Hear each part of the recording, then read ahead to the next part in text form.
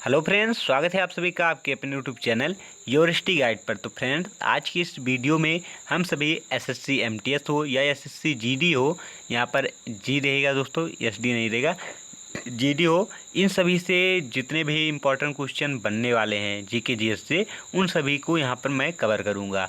अगर आप SSC GD की तैयारी कर रहे हो या एमटीएस की, तो आप सभी के लिए वीडियो काफ़ी इंपॉर्टेंट होने वाला है। चलिए पढ़ना शुरू करते हैं।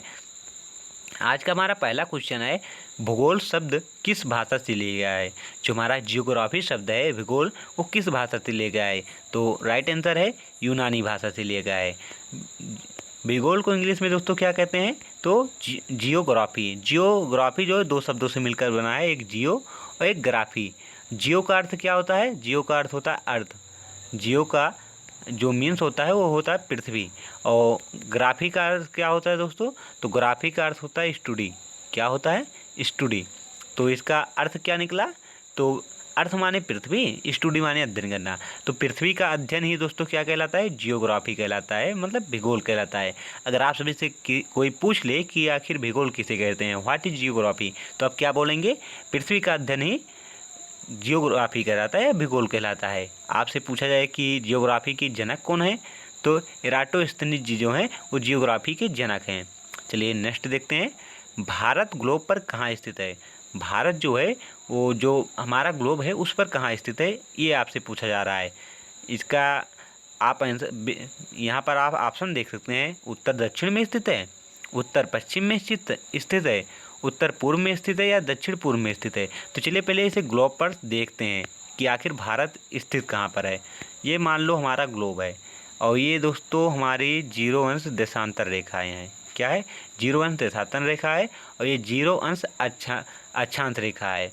कौन सी? जीरो अंश अक्षांश रेखा है और जीरो अंश देशांतर।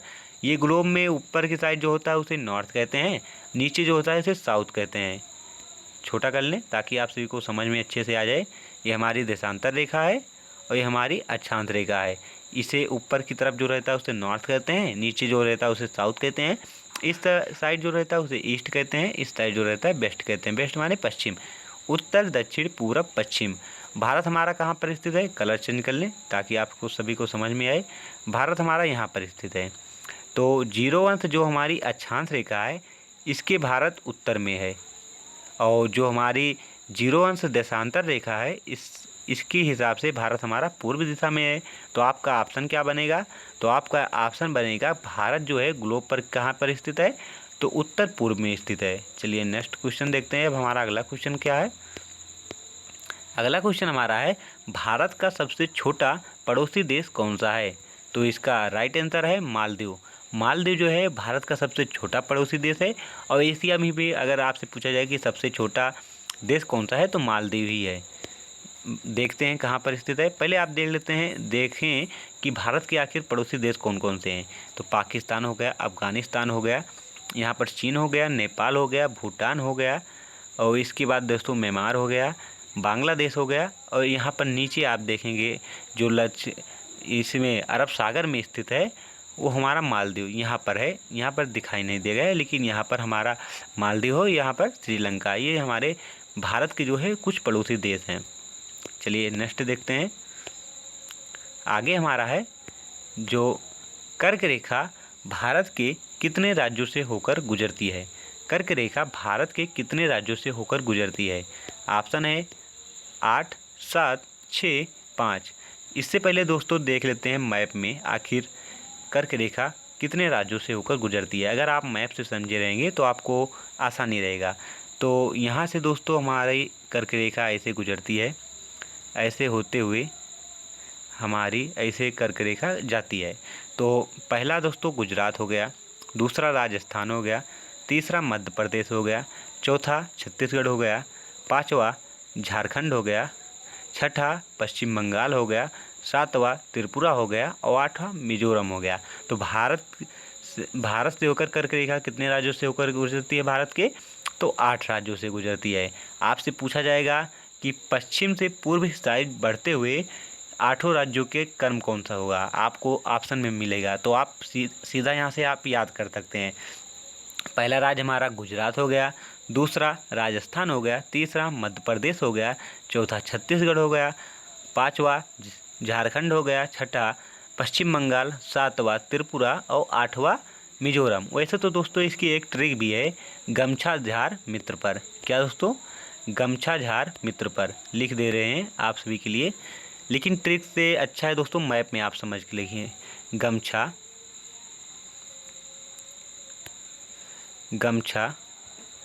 झार मित्र पर ये इसकी दोस्तों ट्रिक है। लेकिन इससे आप ना याद कर मैप से समझ कर अगर आप याद करेंगे तो आप सभी को लंबे टाइम तक याद रहेगा। गा से हो जाएगा गुजरात, माँ से हो जाएगा मध्य प्रदेश, छा से हो जाएगा छत्तीसगढ़, झार से हो जाएगा झारखंड, राज से हो जाएगा राजस्थान, मी से हो जाएगा मिजोरम, त्रा से हो जाएगा त्रिपुरा और पर से हो जाएगा पश्चिम बंगाल। चलिए नेक्स्ट क्वेश्चन देखते हैं। अगला हमारा क्वेश्चन है, भारतीय इतिहास में किस वंश को पृथहंता वंश के नाम से जाना जाता है? तो राइट आंसर दोस्तों जो है हर्यक वंश को। हर्यक वंश को जो है दोस्तों वो पृथहंता वंश के नाम से जाना जाता है, क्योंकि इसमें जितने भी राजा बन रहे थे वो अपने पिता की हत्या कर ही बन रहे थे। चलिए नेक्स्ट देखते हैं। राजपाल के कार्यकाल का वर्णन किस अनुच्छेद में किया गया है? राजपाल के कार्यकाल का वर्णन किस अनुच्छेद में किया गया है? तो राइट आंसर ऑप्शन हमारा सी है, अनुच्छेद 154 में।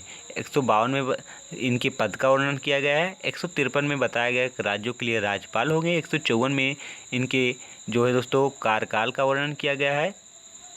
नहीं दोस्तों सॉरी, 154 में बताया गया है कि इनकी कार्य एवं शक्ति क्या होगी, ठीक है। और 155 में नियुक्ति के बारे में बताया गया है। बिल्कुल सही हमने आंसर आपको बताया है, 155 में ही राज्यपाल की कार्यकाल का वर्णन किया गया है। नेक्स्ट देखते हैं, राष्ट्रपति को उनके पद से किस विधि से हटाया जा सकता है? क्या संसद में प्रस्ताव पारित कर हटाया जा सकता है, या फिर राज्यसभा में प्रस्ताव पारित कर हटाया जा सकता है, या महाभियोग द्वारा? तो राइट आंसर है ऑप्शन हमारा सी है, महाभियोग द्वारा। महाभियोग संसद या राज्यसभा या लोकसभा में लाकर पेश कर इन जो है हमारे राष्ट्रपति हैं इन्हें हटाया जा सकता है। नेक्स्ट, मोहनजोदड़ो का अर्थ क्या है? मोहनजोदड़ो का अर्थ क्या होता है? तो राइट आंसर है मृतकों का टीला। मृतकों का टीला ही मोहनजोदड़ो का अर्थ होता है। मोहनजोदड़ो कहाँ पर स्थित है? तो पाकिस्तान में स्थित है, ये भी आप याद रखिएगा। सिंधु घाटी सभ्यता में अग्निकुंड का साक्ष्य किस स्थान से मिला था? किस स्थान से मिला था? तो राइट आंसर है लोथल। लोथल जो है गुजरात में है दोस्तों, गुजरात में है। यहाँ पर जो मिला था कहीं का अग्निकुंड का साक्ष्य मिला था। नेक्स्ट, सिंधु घाटी सभ्यता जानी जाती है, किस लिए जानी जाती है? सिंधु घाटी सभ्यता किस लिए प्रसिद्ध है? तो अपने नगर नियोजन के लिए प्रसिद्ध है। नेक्स्ट देखते हैं, भारत में खोजा गया सबसे पहले पुराना शहर था। सबसे पहले और पुराना शहर कौन सा था? तो इसका राइट आंसर दोस्तों जो है वो है हमारा हड़प्पा। नेक्स्ट देखते हैं, किस पशु के अवशेष सिंधु घाटी सभ्यता में प्राप्त नहीं हुए हैं? तो राइट आंसर है ऑप्शन हमारा ए, शेर की। भारतीय राष्ट्रीय कांग्रेस की पहली महिला अध्यक्ष कौन बनी थी? कौन बनी थी दोस्तों? तो राइट आंसर है एनी बेसेंट। किस अधिवेशन के तहत? तो कोलकाता अधिवेशन के तहत एनी बेसेंट जी भारतीय राष्ट्रीय कांग्रेस की पहली महिला अध्यक्ष बनी थी। और पहली भारतीय महिला अध्यक्ष कौन बनी थी? तो सरोजिनी नायडू जी बनी थी, ये भी आप याद रखिएगा। नेक्स्ट देखते हैं, महात्मा गांधी जी कांग्रेस अधिवेशन में कितनी बार अध्यक्ष रह चुके थे? तो दोस्तों राइट आंसर है ऑप्शन हमारा ए है, एक बार। वो भी बेलगांव अधिवेशन जो हुआ था उसमें महात्मा गांधी जी अध्यक्ष बने थे। नेक्स्ट, भारतीय संविधान सभा के अस्थायी अध्यक्ष कौन थे? संविधान सभा के अस्थायी अध्यक्ष कौन थे? तो राइट आंसर ऑप्शन हमारा ए है, डॉक्टर सच्चिदानंद सिन्हा। 9 दिसंबर 1946 को इन्हें बनाया गया था। कब बने थे? तो 9 दिसंबर 1946 को डॉक्टर सच्चिदानंद सिन्हा जी जो थे वो अस्थायी अध्यक्ष बने थे। नेक्स्ट, भारतीय संविधान में प्रस्तावना किसने पेश की थी? किसने पेश की? तो दोस्तों तो इसका राइट आंसर दोस्तों जो है हमारा वो हमारा ऑप्शन ए है, पंडित जवाहरलाल नेहरू जी ने।